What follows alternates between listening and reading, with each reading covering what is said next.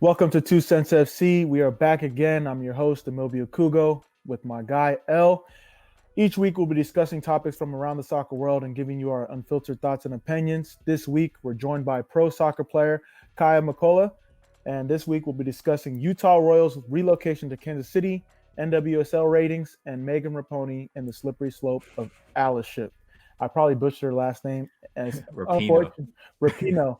And it's unfortunate because we grew up in the same area. She played for the same club that I did growing up. So sorry if you're listening, Megan. But Kaiya, how you doing today? Thank you so much for taking the time. Yeah, thanks for having me on. I'm doing well. It's nice and sunny in SoCal, so it's hard to really complain about too much. I'm personally excited because when L said he has you on, scheduled to have you on our podcast, he was like, this young lady, she speaks her mind. She's a baller. She does a lot of good things. But the first question we ask everybody is, when did you fall in love with soccer? That's a tough. I started playing soccer when I was 5, and I didn't really ever want to do anything else. So I don't know if I knew what love was back then, but I think I definitely fell in love with it when I was a kid. And I think that's evident that it's literally the only sport that I've ever done, except for track in high school. But that was to get me in shape for soccer.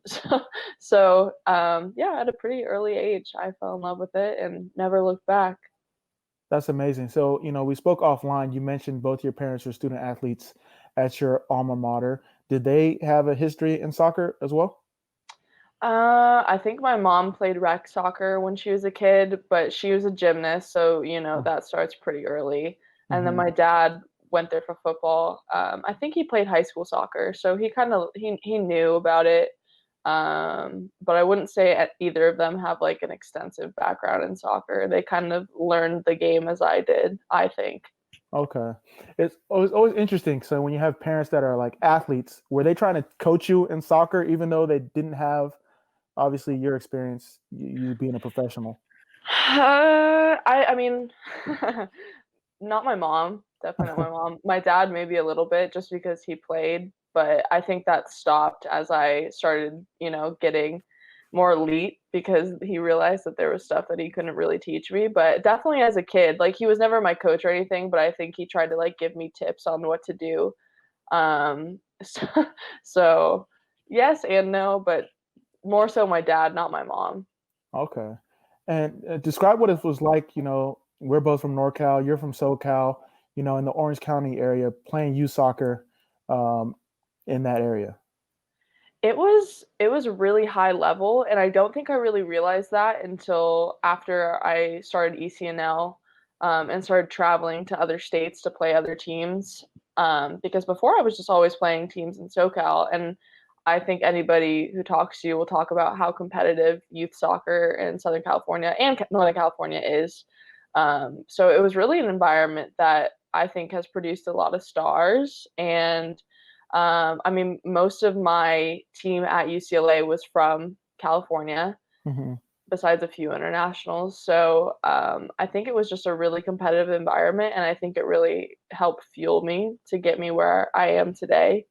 So I'm grateful for it. But like I said, it's big on soccer culture in Southern California, which is kind of cool. And I wish the rest of the country was like that. No, respect. So, what was your experience like, playing youth sports, specifically youth soccer? Because I remember playing soccer, as an African American, you're usually one of two, three, if you're lucky, on the team. So how was it for you?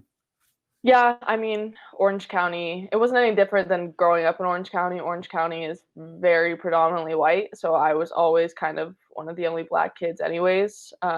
Obviously, I'm mixed. I'm a little bit lighter. My dad's Black, my mom's white. So, I still didn't look like people, but there was a few other, throughout the years, there was a few other teammates that I had that were also mixed, so I never necessarily felt like I was out of place, but definitely not a lot of representation for people of color in the soccer scene across the board, and definitely not in Orange County. So I think there was a few of us though, so I'd never felt like I was out of place, like I said, but it definitely took me a while. It took me till I was an adult to really realize like just how whitewashed the sport is in general. Mm-hmm. Just because I think I kind of grew up in an area that was already whitewashed, so I didn't really think any different of it, if Yeah. that makes sense. I don't know. No, But that makes sense. yeah, So have you, like, growing up, did you ever have like a coach of minority descent or African American descent? no. No, I did not. I had I had a few like personal trainers Mhm. like that I did privates with that Yeah. were black, but never a coach, which looking back now I'm like, well, what the hell? Like why not? But yeah, and I think to this day I still haven't had a coach of color, Yeah. which is also not great. But yeah. Yeah, that's really interesting because I feel like I came up kind of the same way. Well, like similar to your dad, he coached you. My dad was my coach, per se. But outside of that, I don't think, outside of like Coach Desmond Armstrong when we were at a national team camp, he was really like the first hands-on African American black coach, and that dynamic is life changing in the sense of being able to see someone in front of you that's been there, done that. So I'm glad you shared that because I always thought it was interesting, asking people, especially African American descent, their upbringing when it came to the sport of soccer. Yeah, no, I mean, I wish that there was that experience for me. I think there's a level of understanding that white coaches just can't relate to. And I mean, thinking about it, like I didn't even have a black teacher until I was in college. So, I mean, not a similar, I mean, kind of a similar experience, but I know how much of that helped me as a student. So I can only Hmm. imagine how much that would have helped me as an athlete because I think it's important to see yourself in the people that you're around all the time. Hmm. And it's important to see yourself in media and all that good stuff. But yeah, definitely needs to be more black coaches, especially at the youth level, because I think that that would help a lot of young kids growing up, especially in a sport like soccer that is so whitewashed. Um, yeah. No, and you speak. Can you name the call? Not the college. Sorry, the class that you took at college with your first black teacher. It was, I think it was an American suburbanization class. I honestly think it was my last quarter at UCLA. I mean, there might have been one before, but, or it might have been a Chicano study, actually. I think she might have been um, half black, half Mexican or something. Okay, Yeah, so it was like a Chicano study class. It was an elective. Like it wasn't even a class that I necessarily had to take. I see. I just happened to be put in it, and it was so cool learning about like the intersection of race. So that actually was my sophomore year. It was really cool learning about the intersection of race, um, in like a Chicano sense. Like I learned a lot about Chicano Americans, but she also emphasized a lot of the black experience in the class, which I thought was really cool.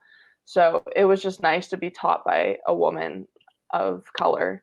Respect. Um, yeah, and to see like her get to that level of like tenure at a place like UCLA was really cool for Yeah. me too. And it definitely made me work a lot harder in the class just because I wanted her to like respect me. Um, so yeah, that was my first experience. Nah, mad respect, and shout out to UCLA one time. I'm not gonna make you do an A clap or anything like that, but what was the decision behind UCLA? We spoke offline. Both your parents went there. It's a powerhouse, but I feel like you had a lot of talent to go anywhere you wanted.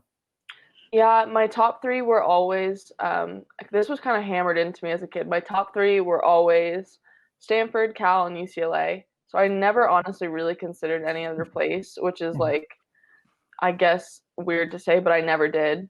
Definitely not USC. My dad literally told me he would never let me go to USC, even though they have a great program. Uh-huh. So yeah, I had gone on my visits to Stan. I was a sophomore in high school, so I was like 14, 15. I had gone on my visits to Stanford and Cal, and I liked them. I really liked Stanford too, but it was weird going to UCLA on my unofficial visit and like seeing the team. I think it was right after they had won the national championship the last year, meeting the staff and kind of going to the campus as my own person and not just as like a Bruin baby, Yeah. not just visiting my parents' friends or their alma mater, like going there and really putting myself in my own shoes and seeing myself walking the halls, I think really solidified it for me. And after that, I was kind of hooked.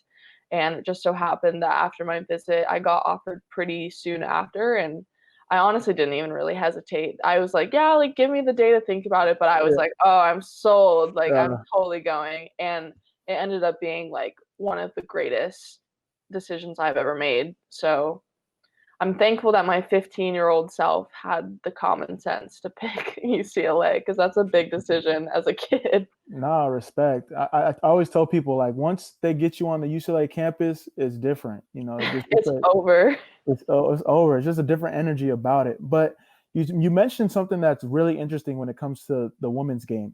You guys get recruited at a much younger age. So what advice would you have for a young lady that's thinking of their future, a high school elite prospect that has to make a decision by freshman, sophomore year in most cases? A few things. One, like make sure that your grades are on point. I would have gone into UCLA on grades alone. So make sure that your grades are on point because that could make or break going to like a very elite university like Stanford or UCLA or Cal.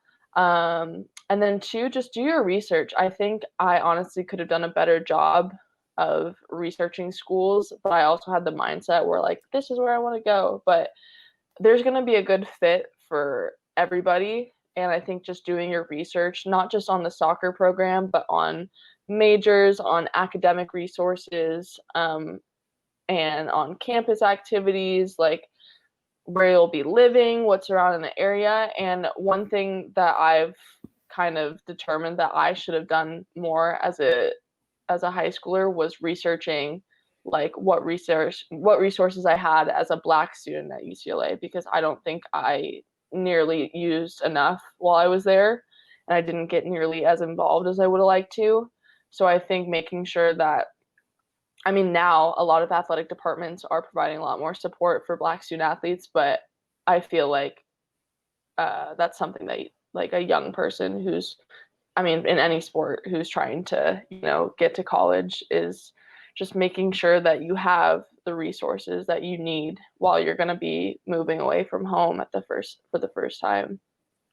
No, that's great advice. Yeah, and for anyone listening, these young athletes, do your research. Your parents can only do so much, but you're the one that's going to be going to school. So take an a proactive approach to, what you need to do. So I appreciate you sharing that because that's very sound advice. Yeah, just, do your research and everything. So I don't want to. I want to switch gears a little bit. So you mentioned your upbringing. You mentioned you wanted to be more active at UCLA, but you're very outspoken about equality and social justice. At what when was that shift for you? Like, did something personally happen, or were you just like kind of built up over the years, from your own experiences? Um, I think in high school, it kind of shifted for me. I mean, anybody who knows me personally will know that I've always been very outspoken about everything, and sometimes that came off as being bossy when I was a kid, or I don't even know. But in high school, I was always very outspoken, and I think my junior year was kind of when I was like fed up with it. Hmm. I mean, that was around the time of Ferguson, I'm pretty sure, and either my sophomore or junior year of high school. And I just had all this pent up emotion, I think, surrounding the protests that were happening and all the shootings that were happening. And I didn't feel like people around me really cared because, I mean, where I was from, they really didn't. And I think I stopped standing up for the Pledge of Allegiance and saying it when I was a junior in high school, and that made a lot of people mad. And so I kind of was put in this position where I needed to defend myself, not like physically or anything, but just from, people giving me, can I curse on here? people just giving me shit about what I was doing. Like I got told to go back to Africa from this kid who was my friend all throughout middle school and high school. So it was just I was receiving backlash that I hadn't expected, and so I think a part of me like kind of had to rise to the challenge of like standing up for what I believed in because I was going to do it regardless. But I think it prepared me in a way emotionally that I hadn't really experienced before. And I mean, seeing the reaction that people had to what I was doing in high school was, I think, what kind of fueled me even more for it because I was like, oh, so like there is a reason because I being lighter skinned, I haven't experienced as nearly as much as like my family has or my dad or some of my best friends are darker than I am, and so I had only sort of heard about very overt racism up to this point. Like I had never been called the N word to my face or anything. Um, I hadn't had a bad experience with myself with the police at this point. But then my senior year, when Trump was started or he announced his candidacy or whatever, like that's when it kind of just ramped up because being in conservative Orange County, like everybody was like I had people who would literally come to school dressed in all American flag gear, like would put Trump flags on their trucks, American flags on their trucks, and like would make it a point to just harass me because I was just like I was just talking my shit, like I was just saying what I believed in. Mm-hmm. And I think at that point was kind of what I'll call my radicalization. Even though looking back, I don't think that was it necessarily, but that's when I really was like, okay, this is what I'm doing. And then it got better as I went to UCLA, obviously, because I wasn't surrounded by as many bigoted people. But by the time that I started kneeling my sophomore year of college, I was just really fed up again. And I think there had been some like uh, lashing out at Colin Kaepernick for kneeling again or something. Like I was so fed up and I was like, I need to kneel. Like I need to do this. And then it all kind of took off from there. But yeah, I think that definitely high school was kind of the turning point for me in terms of activism. That was kind of my origin story, I guess you could say. Uh, and I think I'm a lot better for it. So No, mad respect because that takes a lot of courage at that age. Even adults, professional athletes are worrisome when it comes to standing up for what they believe in because of how people will react. So for you to do that at the high school level, receiving that backlash, who were some people that because for you to handle this on your own is really tough. So how were you able to deal with it? Like were your parents helpful with words of encouragement? Any older siblings, any mentors, like who helped, like I don't want to say held your hand through this process, but who was there for you on your side? I mean, I'd say my support in high school was definitely not even my whole friend group. I have two very close friends who I was very close with throughout high school that we kind of did everything together. And so I think those were the people on the day to day that really helped me. I mean, in high school, you don't want to tell your parents everything. So Yeah.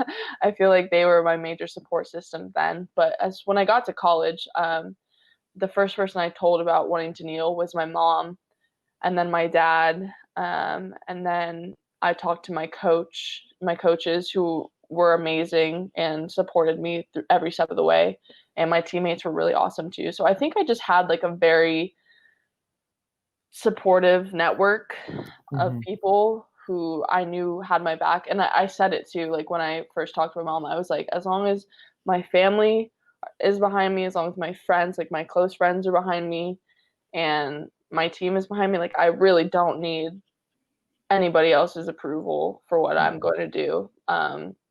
And I got it. I got that approval. Not that I needed it, but I knew that that was what was going to help me. Yeah. Would I face any backlash? Um, so I think I just have a really awesome support system, and they definitely have, I guess, held my hand throughout it because there has been some times where I've doubted myself and what I'm doing and what I'm saying. And, this sort of work gets a little bit discouraging sometimes, but I always have them to fall back on. So, No, yeah. that's great, and it's really important for when people step out that others are there to support them, because it's a lonely road that people don't really see. So I would love your opinion on what athletes can do when it comes to social injustice, and whether you think they should speak out, or what are your viewpoints on that? I I'm probably on like a far end of the spectrum, but I 100% believe that athletes, and honestly anybody that's in a position of like social influence, like Hmm. you 100% have the moral, ethical responsibility to, you know, I think take a stand on certain issues. Like just being quiet and just sticking to your sport, I think is ignorant, and I think it negates the work of all the athletes that have come before us who have fought for the same issues. Um, I think that if you're being elevated and put into a position where you have influence of people, you need to do that influencing in a very positive way. Hmm. And I think that athletes need to be held responsible for the views that they hold. Um, so if they're, hateful or whatever, I think that we need to hold them responsible. And I think a lot of times we don't as a society or as fans. Um, so I don't know. I've definitely come to this view after I started kneeling, and being one of the people, being one of the first people I think to actually do it. Um, and seeing how few people stood behind me and actually chose to kneel, really kind of fueled my view on this. Like, we have the responsibility to take a stand on important issues, because I think sports are inherently political. They are so entwined with political systems in the United States, from like ownership groups to, being broadcast on networks that have certain sponsors or like sponsorships. What we're seeing right now with certain clubs, like I think that we absolutely have a responsibility to, uphold the greater good as athletes. No, respect, and you definitely, I think El's going to definitely plug our last episode in there, because Yeah, when I you was just thinking that. yeah, when you speak about the intersection of soccer and politics and the money behind it, it's way deeper than we think. But I love what you said about athletes, and I think it reminds me of a quote when Charles Barkley said, we're not role models, and that's actually false. Yeah. We're role models whether we like it or not. So how we represent ourselves, our families, our communities, and even our teams is reflective of who supports us and who looks up to us. So I love it Yeah. that you're doing that. Yeah, what that quote infuriates me, because like you said, like whether we like it or not, people are going to look up to you. So, I mean, what you choose to do with that influence, I think really reflects on you as a person. Yeah. So, I mean, if you want to be remembered as a not so great person, then by all means, but not how I live my life. That's right. So talk about your relationship with Athlete Ally. Yeah, so I'm an ambassador for them. I think I was approached by them earlier this year, to do work with them, and it has been awesome. They're an awesome organization, and I really encourage everybody to get involved with them. But I think that's another area that I'm very passionate about, being truly like an ally to the LGBTQIA plus community myself. I think that we have a duty as allies or advocates to speak up in spaces where people might not feel comfortable doing it themselves. And so I think it is an organization that has allowed me to do that in the LGBTQIA plus space. Because obviously I'm clearly about like Black issues, but I think you mentioned intersectionality earlier, and I think that we're not going to be free until every one of us is free. And so I think that's another area that I've over the years gotten extremely passionate about as well. That's amazing. I know good things are in store for you. I feel like if you had you're going to do great things in the like nonprofit foundation. So if you were to start a nonprofit, this is just me thinking, Oof. what would what would it be about? What's the name? What's the overall mission? I think there are organizations that do focus on probably what I would. I think my experience as of right now, not having like a real job yet, I guess, a real job, And no, uh, soccer's a real job. Don't let people play you. not in like a corporate space. Yeah. It would probably be something with the intersection of like race and sports and maybe LGBT plus inclusion. Um, I've thought about it. I think one day it'd be really cool to have a nonprofit, but I think very, very early formulations in my head, it would be something about the intersection of those three things. And like I said, there's already organizations doing that, but I think those are causes that are all very dear to my heart. So I think anything that I could do to help those spaces, especially for youth, because I am still pretty young, um, that would be really cool. Yeah. I'm excited. Let us know when you make it live. We definitely 2 Cents Sports, 2 Cents FC, definitely gonna support that. Yeah, I Sure, gotta sure. I gotta get my education up so I can just do whatever I want. I can run the world. No, so let's shift gears. All right, soccer, defender, elite level since youth, played at UCLA, probably the best women's program outside of Stanford, outside of UNC. I'm still putting UCLA top one out of those three. Um, Now you are playing professionally. You started in the NWSL and then you decided to go to Europe. Talk about that transition of why you made that move. Yeah, I made that move because, this year has been pretty unprecedented. And honestly, I just wasn't getting a lot of playing time. And, I'm playing a sport where playing time is kind of the currency. And I hadn't played a game since like November of the previous year. So I kind of was just like, I need playing time. And I think when I was playing where I was playing, a lot of my confidence got knocked just because of the situation that I was in. And yeah, I just needed to, figure out if I could still play almost. It sounds sad, but like I think a lot of my love for the game was taken away from me in my previous situation. So I just wanted to put myself in the best position to, like refine my love for the game and get playing time and, just get my confidence back.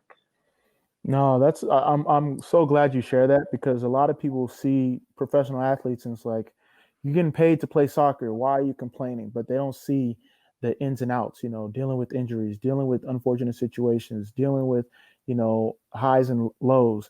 So I appreciate you sharing that. I think it's really important for the young players.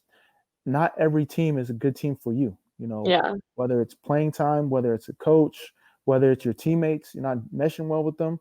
So you have to find the best situation for you, whether it's less money or more money, less money, whatever you're playing out of position, but you love it. You're playing in your favorite position, but you hate it. These are all factors you got to consider. So I appreciate you sharing that. It's really important that people know that.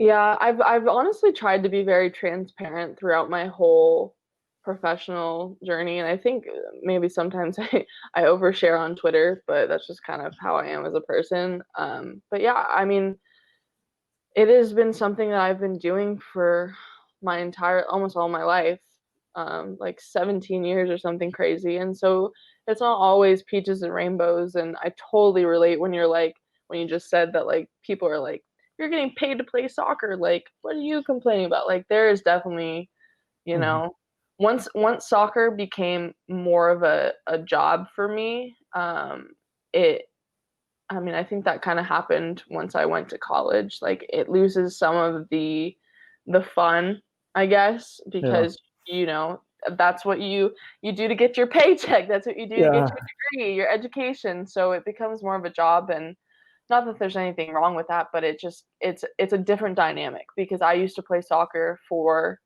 just because it was a fun game. Yeah, And once it becomes your job, it's not really a game anymore. that's Um, right. so it's just been me kind of adapting to that and trying to figure out my place within the sport and what and where I want to go with it. Like what I want to do with it and where I want to go with it. So, No, that's big time. And like you said, it's like that passion for the sport immediately shifts once you start getting paid to play or once there's incentive behind, you playing. So, for anyone that's, listening to this podcast or show rather, um, you bring up a great point that it doesn't really get talked about a lot. yeah, I I wish I had more people like myself to, talk about things more genuinely. So I think that's kind of what a lot of the time guides me in what I say and what I do Yeah. is maybe I can look out for another little Kaiya out Yeah.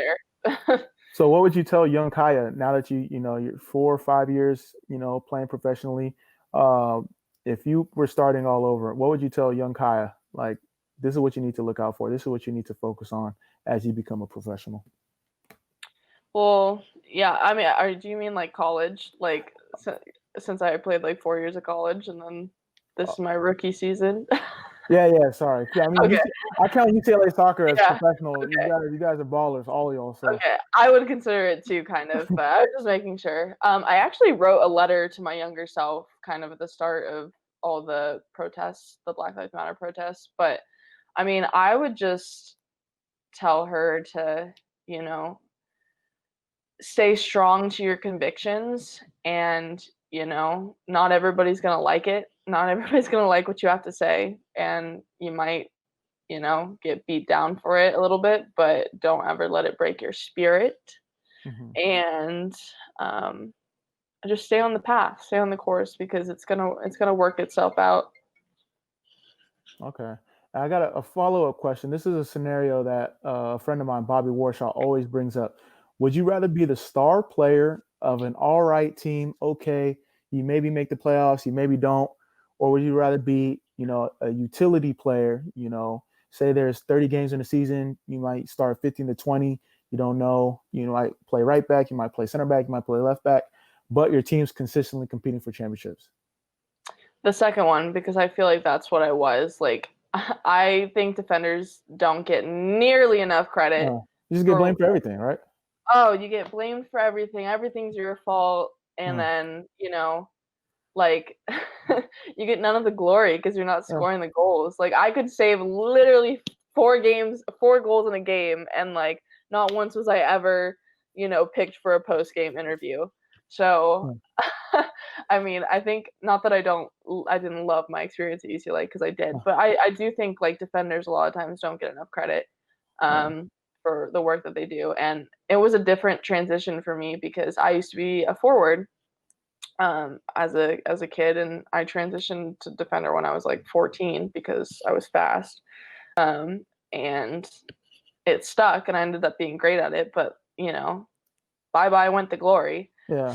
So I'd say the second one because playing for a really awesome team and being able to compete for championships is the thrill of a lifetime. So No, it's a great point. I definitely want to bring something up, but just a funny story about defenders. So when I played center mid and then I transitioned to center back, everyone was like, "Oh, are you gonna play center mid again? Why do you?" And I was like, "Center back's not a problem. It's just that you can play perfect for 89 minutes, and then yeah, 1 minute you give up a goal, they're like, 'Oh, he had a horrible game.'" I'm like, "Wait, what? Watch the game." Um, but I know L is thinking about this too because you talked about switching from forward to defender. And we had Jamia on an earlier episode, talking about why um, Sam African too. American, yeah, and Sam, yeah, why African American players are the ones that switch from offensive positions to I defensive saw that positions. little clip and I was like, they're making some points because I never thought about it like that. So when you switched to the defender, was it your choice or was No, it? no, it was. How did that come about? So I was playing in this like really elite Nike tournament when I was like 14 maybe. And I was a forward. I had always been a forward. I had never been a defender. I was always a striker. I was always a nine. I was fast. I was quick. Anyways, and so we're playing this tournament, and we end up going down within like a minute of playing this game, and like we can't lose this game because otherwise we'll be out of the tournament immediately. And my coach is actually Madison Haley, who scored on us. And so my coach was like, pulled me aside. I was like, Kai, like, go back to center back. And I literally looked at him probably like, what the fuck are you talking about? Like, I have never played center back in my life. And he was like, just mark her. Like, just don't let her score. That's literally all he told me. And I was like, well, okay. And we ended up coming back and winning the game. So I did a good job. We didn't get scored on again. And so the rest of the tournament, I ended up playing defender. I had no idea what I was doing. I was like, I literally remember asking our like club director, because he had come on the trip with us, and he was my coach's dad, I think. And I was like, what do I do? Like, what do I do in this situation? Because I'm a very like inquisitive player. Like, I just want to know what to do. And he was like, whatever you're doing right now or whatever you've been doing, keep doing it. And I was like, okay. I didn't really know what that means. So yeah, I got switched against my will, kind of, for the good of the team, and I ended up never being switched back. So because I know ladies get recruited younger, were you getting recruited as a striker and then they saw you switch, or were you like once you switched you were getting recruited already? I think honestly, I think I was recruited as a center back, because it was like I think the year before I started getting recruited, that's when you made the switch. Yeah. Okay. So I was a really new center back getting recruited, which makes it kind of even cooler, I guess. But yeah, no, I switched not because I one day decided I wanted to be a defender. It was just because we had a player that needed to be stopped, and I was the only one fast enough to do it. That's interesting. But you do have striker tendency, so I'm sure that helps you as you you try to lock down strikers. I always made this joke at UCLA whenever we would do like small-sided stuff, and I just kind of, when I would just be in the mood, or like we would do flying changes or anything, I would always like, I'd go like this and I'd be like power forward mode like activated, and I would just become like a striker scoring machine, because I think the 9 and center back are so interchangeable, and I don't think center backs get enough credit. So respect. That's respect. Yeah, center backs do not get enough credit. I would definitely, El, we might have to do like a little 2 Cents sports doc with Homegirl about that dynamic. Young ladies, young African American ladies switching from offensive positions where they are excelling. We're definitely building a case here, bro. Yeah, you are. I mean, studies. Yeah, we've had a lot of defenders on the show, ironically. I think they switch us because we're just more athletic in a lot of cases, and then they kind of totally negate like technical ability, because I was a very technical good forward, and I guess that makes me a great center back because I'm very technical too. But that's true. I'm not sure if you're into conspiracies, but we had Sam on the podcast, and she said, her words, not mine, she said it may be because forwards get all the spotlight, and you don't have to agree or disagree. I'm just throwing that. Like, who do you want being the face of your club? That type of thing. Yeah. I mean, that doesn't surprise. It's a very valid opinion. Sam said it, not me. I'm just repurposing the words. That also draws another interesting parallel too, because just some of the points that you were mentioning, like if I compare that to American football, like a lot of times you may see a black quarterback, they may tell him, oh, you need to switch to wide receiver, or you need to switch to safety or something to get to that next level. And it's funny that you mentioned like you started getting recruited when you got moved to center back. So like it's almost like, oh, maybe they're not intelligent enough, or they're not, like you mentioned, technical enough to play this position. Yeah. You need to move to another position. So I see it's a lot of parallels with that. Hey, we might have just done something. I don't know. Makes sense to me. Trust, we definitely coming up with a case study on that. Don't worry. For sure. I look forward to reading it. So how's your experience in Europe been? You mentioned leaving NWSL, for more opportunities to play. How was that? I personally didn't have a great experience. For reasons I will not go super into.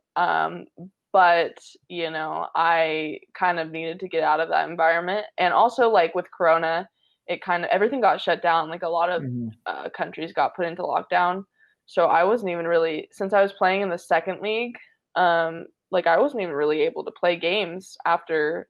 Like I think they went into a shutdown in November, and it's like still going on. So there was a period of time when I couldn't even practice just because of like the the country's like COVID regulations. So it was just, it just didn't work out. But I'm better for it, and now it's just moving on to what's next. Nah, respect. That's the life of a soccer player. And I know a lot of NWSL players have been moving overseas to play. What would you say, outside of coronavirus, no one could have predicted that. What would you say is the biggest adjustment, for any young athlete, young soccer player, male or female, that they need to, look into before going overseas? I think it was like the thing is like when I was considering going to Germany, I was like, oh, like a lot of them will speak English and like teach English as like in elementary school for them, and I was like, oh, like it won't be an issue. But I think it was just a big culture shock for me. Like depending on where you're going, especially if it's not like an English speaking country, like just be prepared for, them culturally to be different. And I mean, I thankfully had an American roommate, but like I probably wouldn't have been speaking English to anybody if I didn't have her, because I just didn't like speaking English. So probably just like maybe do some research again, where you're going, and figure out some resources for you there. Don't get stranded without help in a country that you don't really speak the language of. No, facts. So where is Wurzburg in relation to like some of the larger cities that we may know of? It's in Bavaria, which is like I think maybe the biggest state in Germany. Don't quote me on that. But it's near Frankfurt. It's like an hour outside Frankfurt. So it was like kind of in the middle of Germany almost. I don't really know. I literally didn't even get to travel anywhere in Germany because of COVID. So it was I didn't experience all that much, but it was a beautiful little old city. The town was really cute. They had like a castle, which was really cool, that you could like walk up and walk through. So that was really cool. And you could definitely tell that it was like, it was weird being in another country that like is so old, because America, like, I mean, America has been around forever. Shout out Native Americans, but hasn't had like the same, I don't know, colonial history as some of these other places, like castles. Like we don't really have castles in America, so that was kind of cool to see. How'd you like the German like breakfast? Because I've been there a couple times. I honestly didn't eat too much German food, but I did eat a lot of Turkish food, which was delicious. Okay. Yeah, they do have delicious. A big Turkish population. Yeah, it was. It was good food, I guess. I had a good burger place. Their McDonald's was really awesome. Way better than America. Different than Oh, what are some of those differences? It's like the food. I ain't been nowhere. Yeah, the quality is just better. Yeah. They have a lot more options. Like they had like a McChili burger or something. Like their McChicken was like amazing. I don't know, it just tasted better. I don't know what we're doing in McDonald's here, but higher food standards, I guess. Then. Yeah, that's the best way to put it. Yeah, higher food standards. It's like they go to McDonald's as like how we go to like a Habit Burger or Shake Shack. Yeah, it's like it's a higher end. Yeah. Okay. Yeah. But the one bad thing was that they didn't have ranch. Like Germany didn't have ranch, and I love ranch, so that was a little difficult. But hey, your mom shipped some out to you. It was expensive. It was really expensive to get things shipped. Facts. Those facts. Yeah, like she shipped me my ballot so I could vote. Because it like didn't come early enough before when I left, and so she shipped it to me, literally just like all my ballot packet, and it cost like $70 or something. Oh. Yeah. So, wow. but I did vote, so that's No, awesome. respect. Shout out, no excuses. No excuses. So let's shift gears a little bit. Book club. You started your own book club. 5 books that you've read this year. I'm not sure how many books you've read this year, but 5 books you'd recommend that me or Elle should read. Well, this one for sure. I don't know if you've read okay. it. The New Jim Crow. Amazing book. Okay, I did some stalking on your Instagram. I saw you post that. Yeah, I have amazing. that, but I have not read it. So Please, oh my gosh, like, please read it. I recommend it to everybody. Can I wait for it to come into like a docuseries, or I really got to read it? No, you really got to read it because there's so much information in it that like they couldn't put it in a docuseries, I don't think. Okay. The other book that we read for a book club was Just Mercy, which is still a lot of information, but it's more in, like a story kind of format. So it's a little bit more consumable, I think. Also amazing. I read a lot of books this year. I read Becoming, Michelle Obama's memoir, which was really good.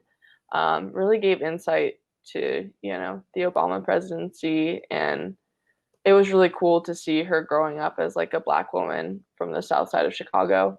Yeah. Have you guys heard of Feminista Jones? I've heard of her, but I don't know too much. Yeah, I read one of her books that was on Black feminism, which was really good. I forget the name of it right now. But yeah, I've just been doing. Usually, when I read for like pleasure. Okay. I would say like more of like a Harry Potter nerd kind of person. But this year, I think I've been, along with a lot of other people, just educating myself on a lot of things. So definitely books relating to activism I would recommend, especially The New Jim Crow. If you don't read any other book, please read that one. Okay. And how'd the book club come about? You started it on a whim, or you've always been into reading? I've loved reading my whole life, but I think with this year, I was, everybody was like, oh, like I'm reading this book, and I kind of was just like, well, I'm reading books, but I also want people to talk about it with. Yeah. So it almost arose kind of selfishly because I was like, well, these are really important topics that need to be discussed, and like I would like people to discuss them with, and I don't know how many of my like immediate circle are also reading these books and have the time to like sit down with me and talk about them. So I figured I could just, get a group of people that we can just read books together and talk about it. And it's been really awesome so far. And there's been great participation. And I feel like I learned so much every single session. So it's been good. I really like it. No, that's what it's all about. Super dope. Yeah. Gotta consume. Books is where we can get information. Earlier I talked about you're going to start a foundation, but you actually mentioned on Twitter that you're floating the idea of a podcast. So what is the podcast going to be about when you start it? And are you going to have me and Elle on as guests? Oh, 100%. I am floating the idea because the thing is like sometimes I start things and I'm not able to like, I feel like I have so many ideas sometimes. I'm a Gemini. I have so many ideas sometimes, and then I like will start something and I can't finish it. Okay. Like when I did like a YouTube channel, kind of like I made one video and then I was like, oh, this is kind of like too much work. So I'm floating the idea of a podcast because I think it might be easier than like actually having to like film myself and all the time and all that. Yeah, I feel. Yeah. So I don't know, but I feel like like I said, I've always been pretty outspoken. I feel like I have a lot to say about a lot of things. So I don't really know like the direction it would go, but that's why I was kind of trying to put out feelers for like what people would even like want to consume. Because otherwise it would just turn into me talking about whatever I wanted to talk about. Hey, you talk about whatever you want to talk about. There's a niche for that. People will get behind it.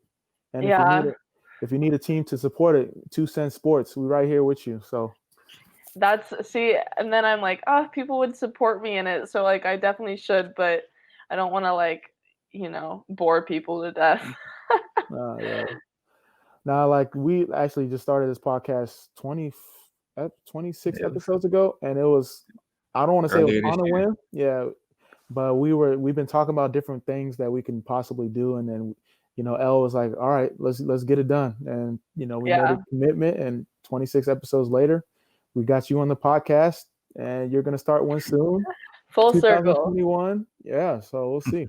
We need to expand 2 Cents Sports anyway. So yeah, if you have some ideas, we can brainstorm. I can talk forever. It's a gift I inherited from my grandmother, so I think it would be a good idea. I got an idea for you. Right Okay. Okay, we'll talk offline though. Yeah, okay. You don't want people to steal it. So, day in the life for you. Weekend off, no game, no training. What's that look like for you? I am an incredible binge watcher. I don't know what it is. Something that just allows me to just, sit down. I need to add to my rotation. What shows you watch oh my gosh. I have a list of things that I've watched in quarantine, and I haven't even updated it for a while. So I'll read you some of this. Let me just find it. And literally, I had to write it all down because I was like, this is getting a little bit too ridiculous. But yeah, right now I'm kind of going back to my my comfort show, which is Criminal Minds. I always watch that when I just need to decompress. Criminal Minds over Law and Order. I like SVU. I've watched SVU through twice. This is my third or fourth time watching Criminal Minds. Oh, so you're like a binge watcher. Yeah, it's kind of absurd. I don't know what's wrong with me, to be fair. Okay, hold on. I need to focus on this in a second. Hopefully I can find it. Books to read. I have plenty of books to read that I have listed. You're gonna have to put these in the show notes. I know. I can't find it. Maybe I'll send it to you. I'll send you the list after. Because I literally. You checked out any of those shows I recommended? Sorry, what? So have you checked out any of the shows I recommended? No, I said not. Trinkets and Grand Army on Netflix. I will add those because I am looking for new shows. I just kind of have done Criminal Minds because it was easy. And it's right on my page on Netflix. So, but yeah, no, please send them again because I'm very forgetful. Yeah, I'll shoot them. But yeah, no, usually it'll involve me binge watching. I really want to get back into I really want to create my own home gym so I can get back into lifting because I really enjoy lifting, but this year has just been so hard for gyms and stuff. It's a lot of body weight type workouts, huh? Yeah, so been doing that. I don't know. I really enjoy doing makeup, reading. You'll find me with a book, just going to a park and just reading. Yeah, I don't know. I feel like I'm pretty boring during Corona times. I'm one of those people that is just perfectly content to kind of just sit at home and I can entertain myself for hours. Yeah, there's nothing wrong with that. It's been helpful this year. For sure. Yeah, I'm definitely the same way. Super homebody. Hook my house up the way I need it and I don't gotta leave, Exactly. That's how it gotta be though, Your home is your sanctuary, so. Yeah, and the thing is I would consider myself an extrovert for sure. I love going out with my friends. I love, going to Vegas and, LA was a super cool area to just be in college, but I also have discovered this year that I'm very much a homebody. I don't mind just sitting at home. So it is what it is. Yeah, always good to mix it up. All right, what you got, El? You got the 2 truths and a cap?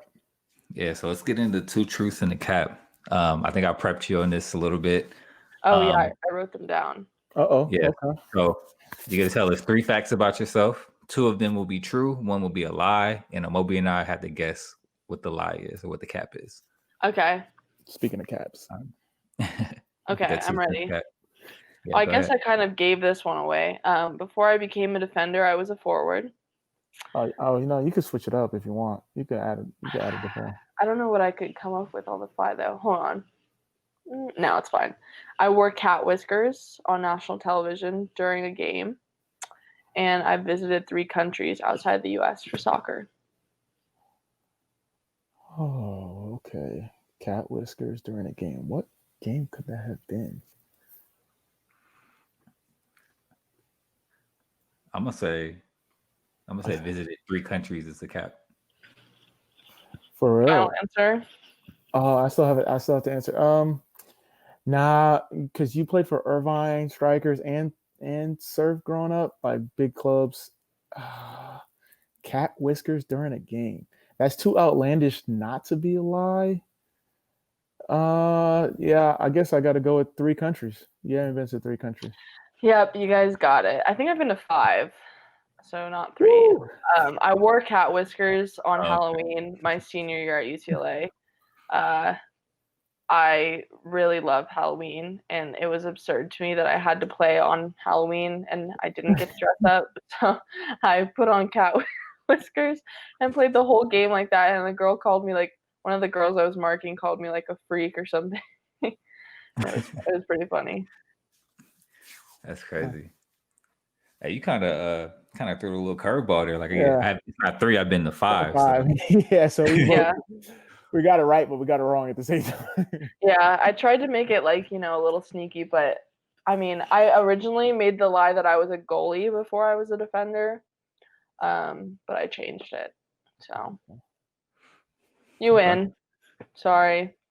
Oh, it's all good. All right. Everyone So let's wins. go ahead and jump into these topics, though.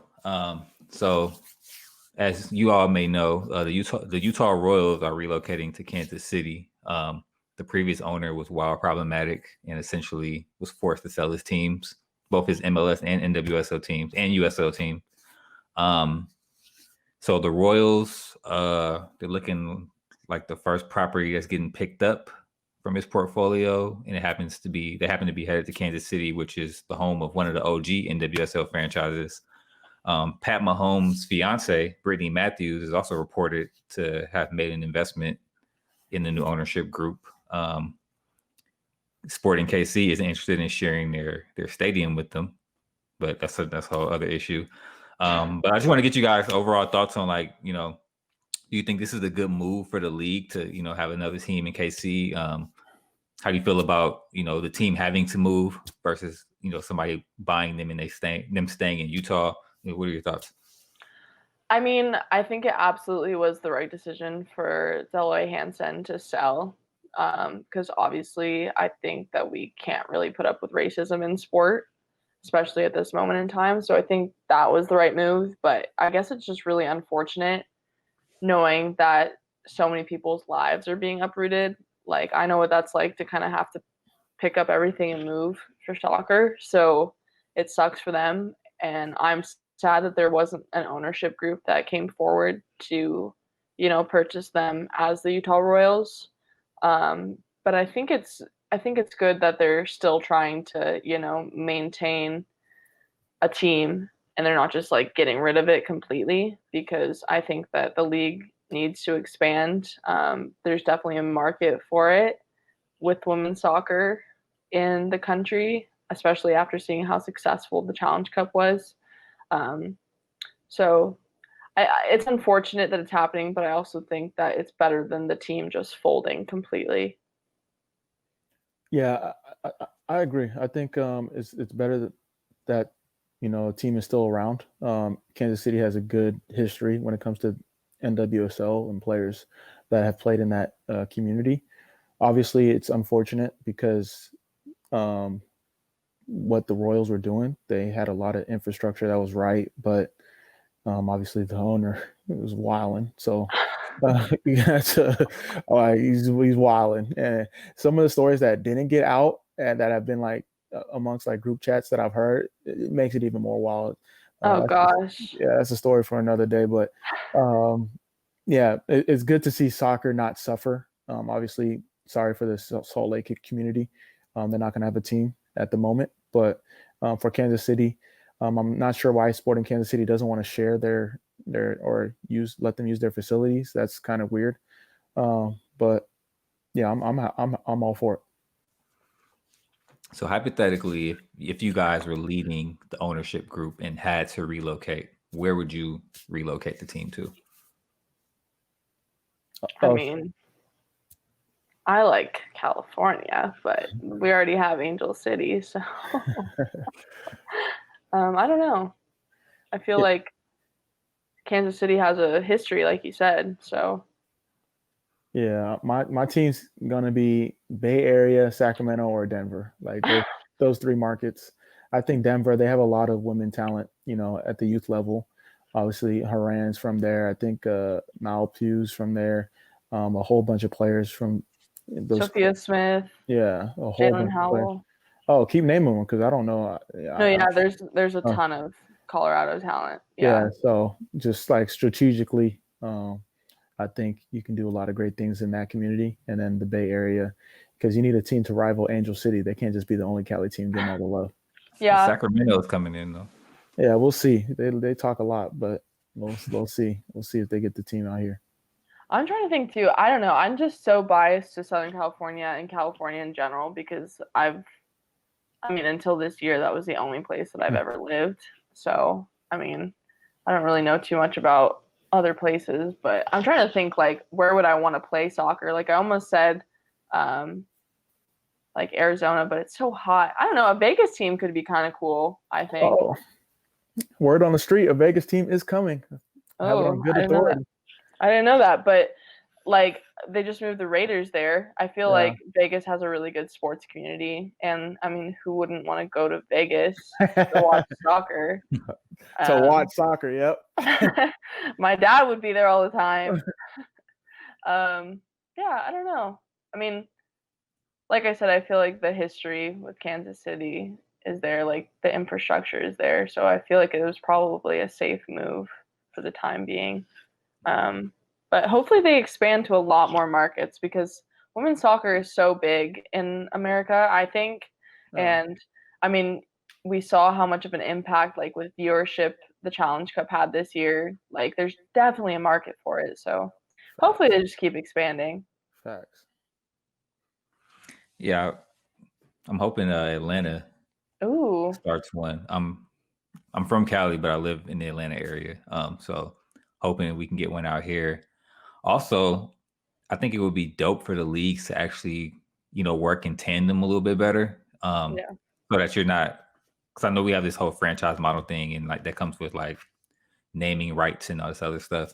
But it would be dope to just have like a, women's version of LAFC or women's version of LA Galaxy and like all the brands that are unified and you have the men's and women's version of each team. Like how they do in Europe, right? Yeah. Yeah, I feel like that's a whole other podcast, like, talking about why men's sports don't want to invest in women's sports. I think it's rooted in patriarchy, but that would make too much sense. That would make way too much sense to do. Shout out to Portland, though, and Premier Paulson for what he's doing with Timbers and Thorns. Like, they got a good thing going. I feel like more teams, like you said, should follow that model. Obviously, Houston's doing it to a certain extent as well. Mm-hmm. But like you said, there should be more. It's like it just makes sense. Like every MLS team should have a women's team. It just makes sense. Or women's affiliate. That makes so much sense. So of course it won't happen. Yeah. So the common sense ain't so common. Isn't that how the quote goes or something? I don't know. That's just kind of like a motto I had that motto in college because a lot of times like things would happen and people would be like, why is that not happening? Or like, why aren't we doing it this way? And I was always just like, because that makes way too much sense. That's just not how things work. And actually, while we're on the subject, it's a good segue into our next topic. So while we're talking about NWSL, the league viewing is actually up 493% in 2020. So thanks to their CBS partnership, the NWSL recorded its seven most watched games ever, including a record 653,000 viewers for the Challenge Cup final. So in addition to this, in addition to the viewership spike, they've also enjoyed 152% increase in social media social mentions year over year. That's like a 55% bump in traditional media. So this TV deal has been huge for the league's growth. But I want to get you guys' thoughts on, how everything is kind of like progressing for the league. Like coming from like a player standpoint, the fans are so awesome. Like the NWSL fans are like honestly probably some of the best sports fans in the world, and so supportive, and like those are the fans that'll go out and buy things from companies that sponsor the clubs, or the league. Like I don't know how many people would go out and buy Budweiser willingly besides like NWSL fans. So I think it's awesome, and it's just a testament to like, I think again how powerful women's soccer is in America specifically. I mean, it's one of the biggest, I think, youth sports for girls. I don't know the statistics behind that, but like I know almost everybody I know like played soccer growing up at one point.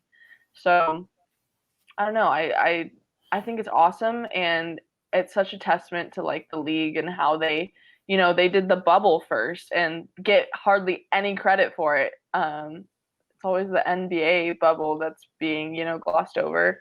But I think it's just awesome, and it's just testament to like how strong and resilient women's soccer and women are in general within the sports world, to be doing that like all during coronavirus. Yeah, it's amazing to see. I think the CBS deal definitely helped. Finally, when you put your money where your mouth is, you do get rewarded. So this is only exciting for more sponsors to look at it and be like, oh wow, like maybe we were wrong, or actually we definitely were wrong about making these investments. And for the haters that are saying, oh well now because obviously it's going to spike because it's on TV. Yeah, well, exactly. Put it on TV.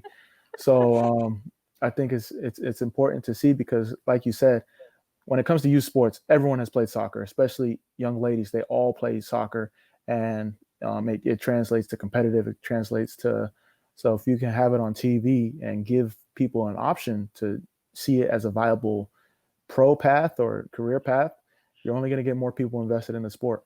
And I know we talk about this all the time, El. When it comes to the branding and like social media, women's soccer players are way better than the guys when it comes to like they're just a way to interact with their fan base, with their community, with their Instagram followers. It's like a bunch of y'all have like 20,000, 30, 40, 100,000.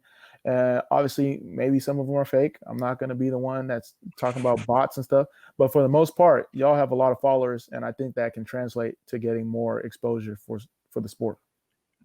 Yep. And shout out to NWSL. I just found out that they actually subscribe to our channel. They subscribe to 2Cents. So shout out NWSL. Let's link up. Let's click up. Let's talk. We could do a little NWSL preseason series if y'all with it. Let's link up. I know y'all are watching this, so yeah.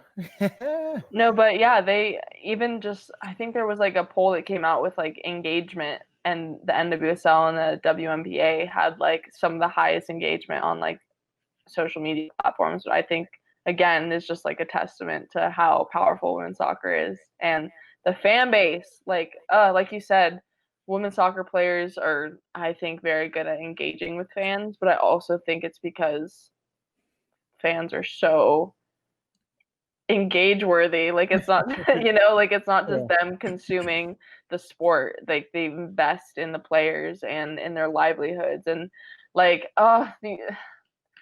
my Twitter followers like always make me feel so loved, and I haven't met nearly any of them, so it's just that just means you're gonna have a Twitter link up post COVID. Let them link up with you. I'm gonna throw a post COVID party, Twitter party. Do you think the success of the women's national team plays a role in that, or any type of role in that? I think definitely. I personally don't get super excited about watching our men's team. No offense. I guess now that they're like getting better, but like up to this point, not really. But you saying no offense like I'm on the team or something. No, just no offense to if any like men's national team players or anybody who like is a diehard men's national team fan if they're watching. But but people get hyped for the women because they win. Like you want to to be a fan of teams that win. Like when your team doesn't win, that sucks, and it's hard to keep supporting them. But you know, like this year watching the World Cup, like I was hyped. I was hyped every game. I was watching every single game. I've looked up to these women my whole life, like, and so seeing them win like the World Cup again, it's just their success is crazy, and they don't get paid enough for it, and they don't get enough credit for it, and people always have something to say about it. Like usually men who can't even run a mile always have something to say about it. But yeah, I definitely think that their success contributes to it, because I think it puts women's soccer on the map because they are so successful, and you know, a lot of them play in the NWSL or did. So I think that puts the NWSL on the map more too.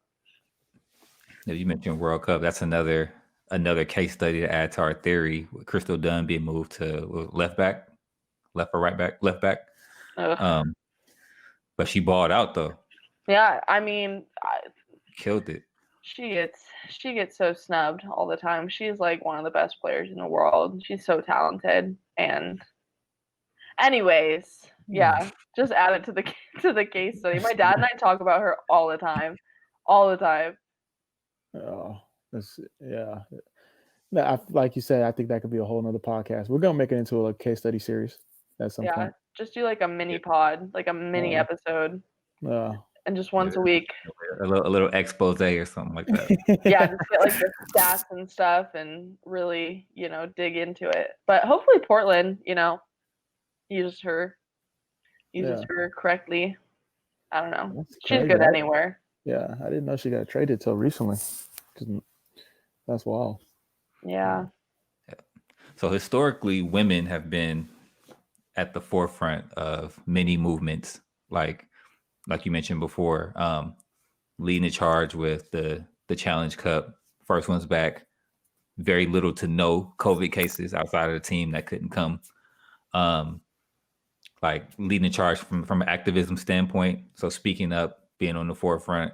To that point, Megan Rapinoe also is one of those who's been very vocal, very outspoken, an activist and an ally. If you want to categorize it that way.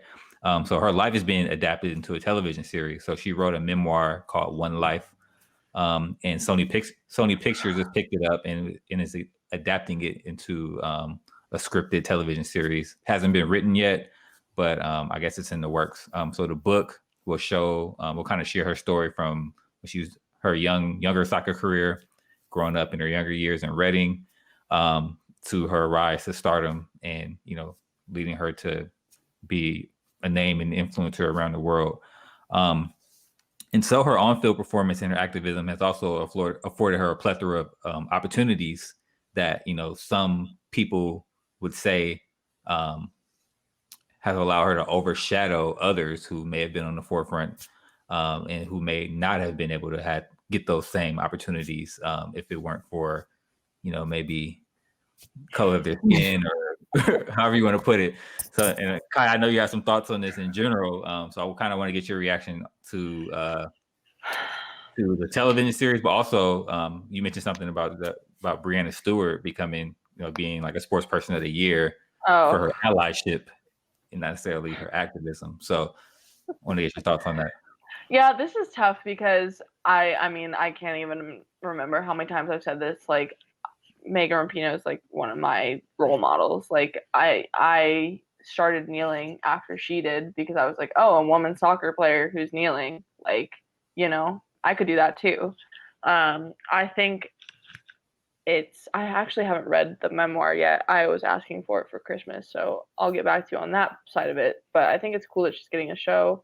But I also do feel like there are, other Black athletes who are just now finding their voice, who are also deserving of things like that. I don't know. It's a very tricky thing because, like you said, like I feel like maybe some of her allyship has put her in the position where, she's getting opportunities that people who are like people of color might not get, which is a very fair assessment. But then I also think to like my own experience with, you know, Megan Rapinoe, and like she was part of the reason where I found my voice. So I feel like I have kind of a biased opinion about her specifically.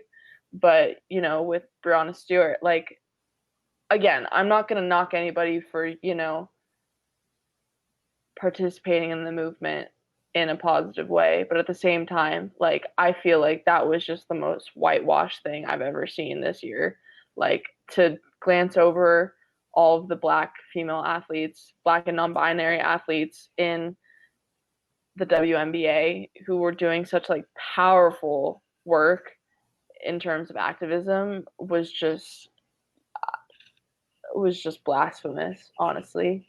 Um, and I think that that kind of reiterated to me, like, no matter how much progress we think that we make, like, we still haven't gone that far because the same shit keeps happening, and the same shit keeps getting overlooked. And I feel like there's only so many times that we can go back and be like, oh, like, sorry, we like overlooked this. Oh, sorry, like it was an honest mistake. Like at some point we need to start holding, you know, organizations accountable for the stuff that they do and the erasure of Black women, and Black non-binary folks. Like it's an issue. And I think that was like something for me that just made it so glaringly obvious. And I feel like I'm starting to like feel like a broken record on Twitter or even just in my real life because, you know, I'm saying the same things and nothing's happening. So I think like anybody who considers themselves an ally, especially like a white ally, you know, needs to do better. And, you know, I'm not saying she should have turned that down, but, you know, like maybe she should have. And, you know, I don't know. I feel like if you're an ally, you should be advocating for the people that you are an ally for, and you should be stepping out of the way and giving them the space to speak. I don't know. I have a lot of feelings on this. That's just kind of some of them. No, that's great insight.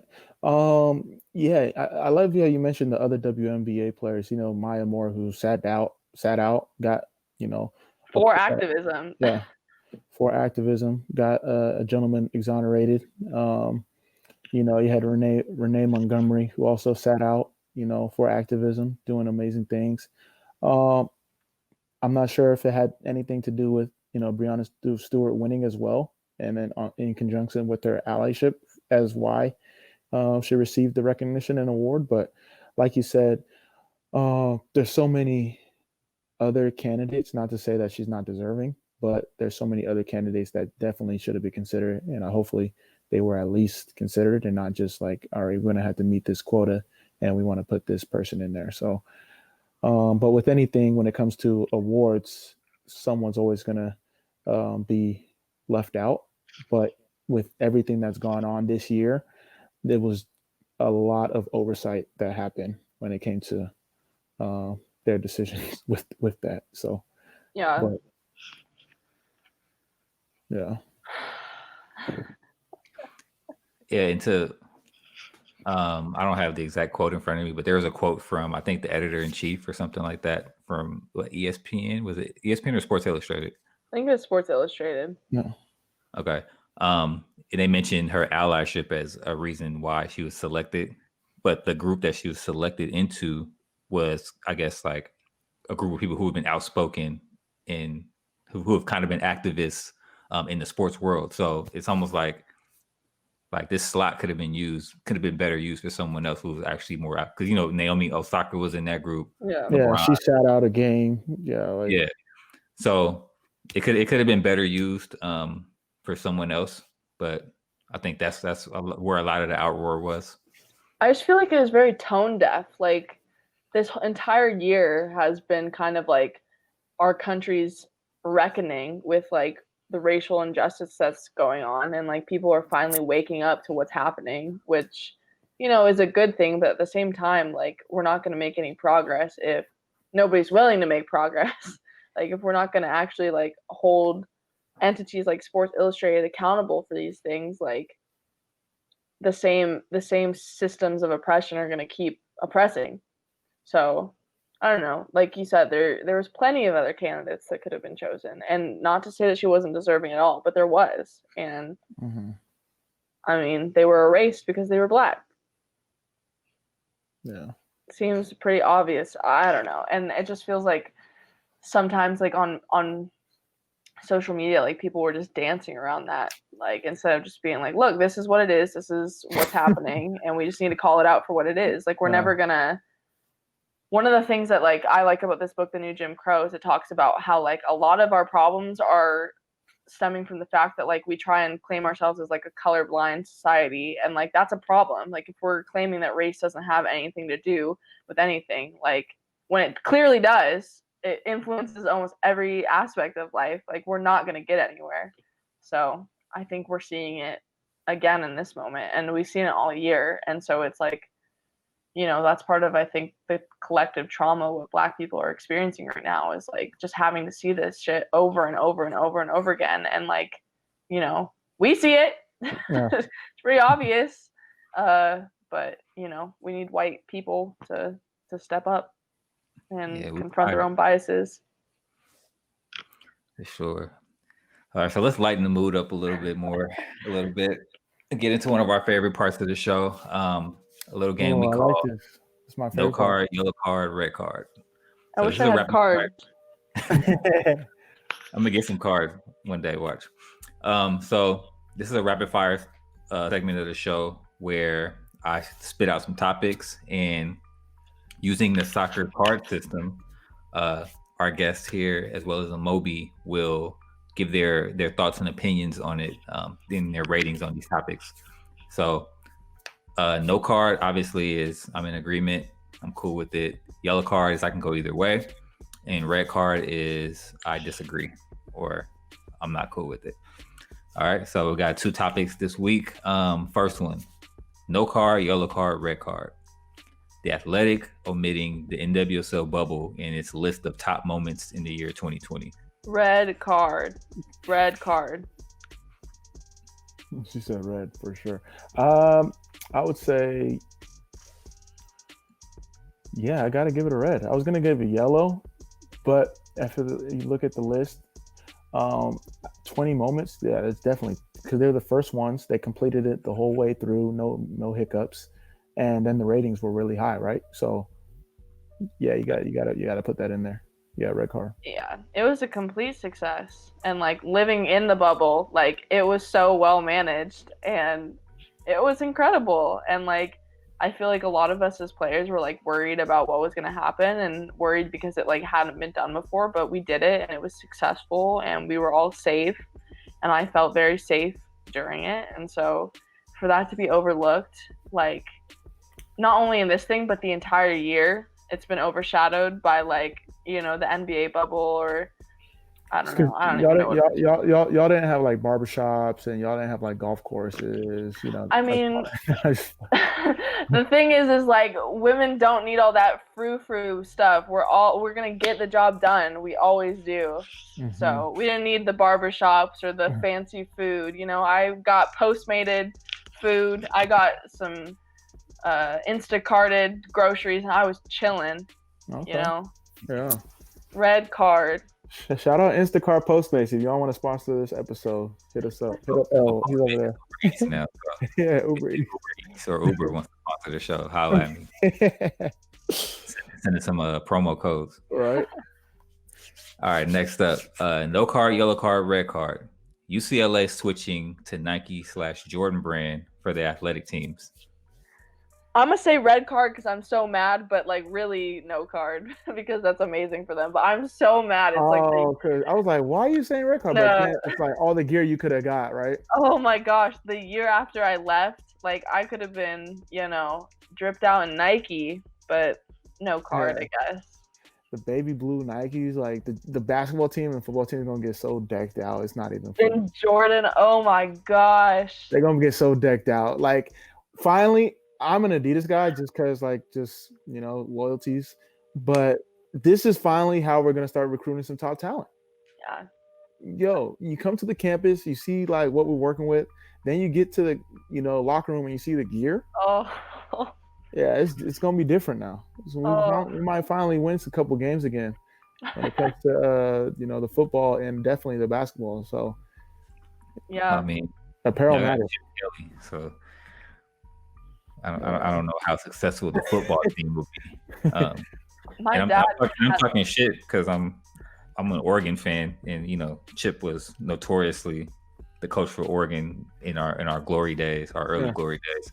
But people have learned his offense. He's kind of fallen off since then. So Yeah. My dad has a Rose Bowl ring from UCLA, so they used to be great, but now not so much.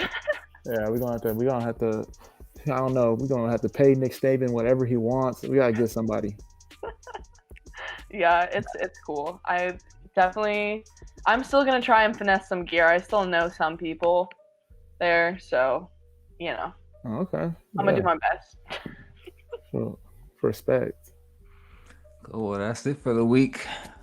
Kaiya, thank you for coming on. We definitely enjoyed it. Got to come back again.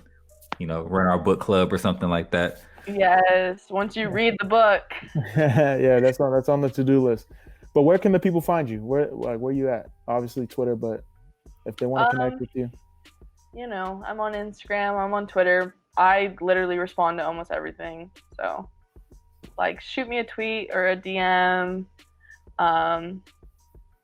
Yeah, I mean, I'm pretty open. Like I said, I kind of overshare everything, so I feel like people will be able to find me if they look hard enough. What's your at? My at is Kaiya, so HIYAKAIYA. Kaiya. Little fun rhyme that I've done my whole life. That was your AIM screen name back in the day, or what? I'm not old enough for that. Yeah, oh damn! Yeah, wow! I just aged myself right there, huh? Yeah, you did. You're Sorry. What you Gen Z? I think I'm technically a cusper. I was born in 1998, so I'm kind of on the older side of Gen Z. Yeah. But I'm in between I think they call us a zillennial. A zillennial. Because I'm not a millennial, but I'm not really Gen Z. We're kind of our own thing. So. Oh, that's so crazy. You don't know about them AIM days. Yeah. Yeah, I don't. I'm sorry. Oh wow, yeah, I just aged myself. Wow, okay. I'm hurt right now. Yeah. A little too Go ahead and close it out then. Yeah.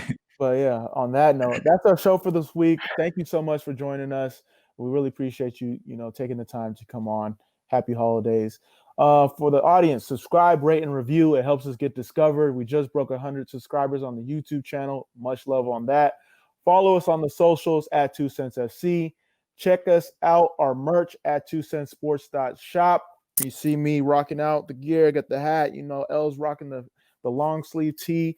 I think he still has the promo code up, so it would be a good time to get in if you need a holiday. Promo code 100. I'll put it up put it in the description down there. 20% off. Oh, 20% off. Yeah, you got to take that. And it helps support the show. We're not even rocking out with sponsors. So, we're doing it straight from the audience, straight from the fan love, straight from the family. So make sure you get that gear. Tweet us your comments on the show and any topics you want me or El to discuss. As you guys know, only soccer show where you get unfiltered thoughts and opinions every Friday. Y'all know what it is. Catch y'all later. Peace out. Bye.